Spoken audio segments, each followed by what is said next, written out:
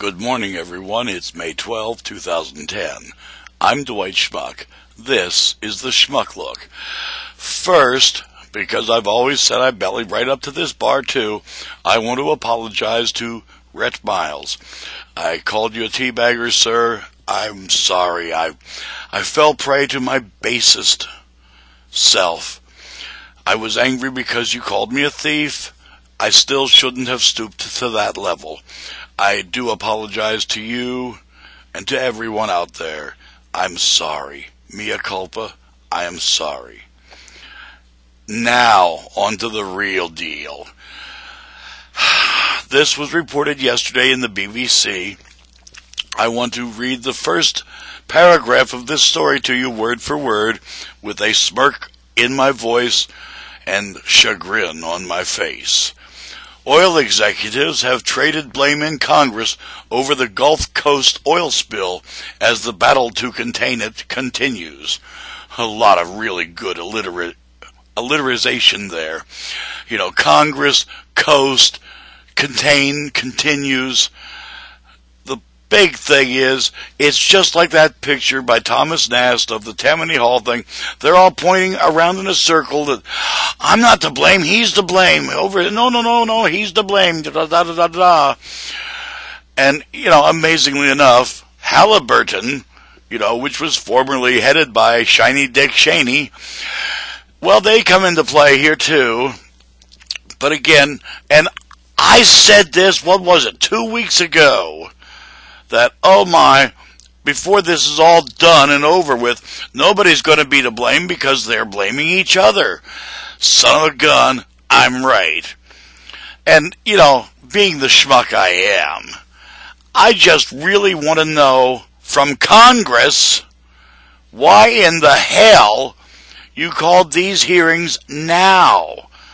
How about letting all these big brains do their thing, cap the oil leak, secure it, make it stop permanently, and then call the hearings?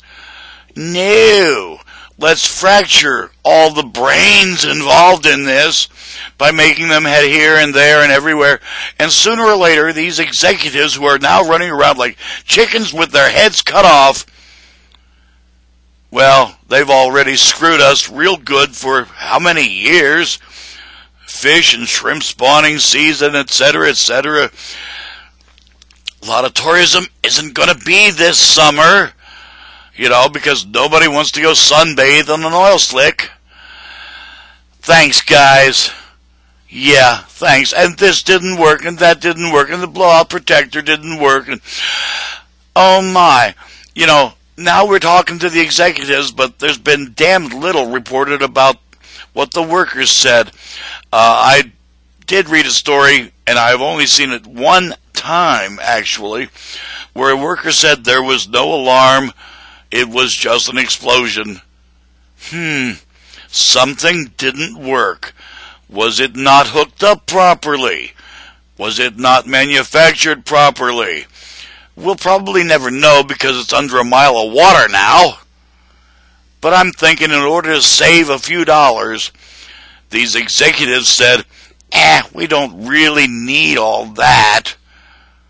You saved a whole bunch, didn't you, fellas? It has always amazed me. Always amazed me. There's never enough money to do it right the first time. But there's always plenty to redo it. How does that work exactly?